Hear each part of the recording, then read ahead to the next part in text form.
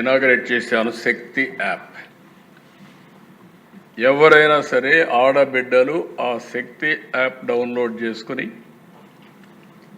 కనీసం ఆ ఫోన్లో చేయగలిగిన ఆ శక్తి యాప్ ఆన్ చేసి 3 సార్లు షేక్ చేసిన ఆటోమేటిక్గా రిజిస్టర్ అయిపోతుంది.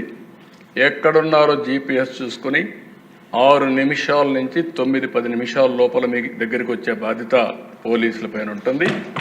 ఒకసారి కంప్లైంట్ చేసిన తర్వాత ఆ అమ్మాయికి ఏమైనా జరిగినా మా పోలీసులు రెస్పాండ్ కాకపోయినా బాధ్యత తీసుకునే అవకాశం పోలీసుల పైన ఉంటుంది.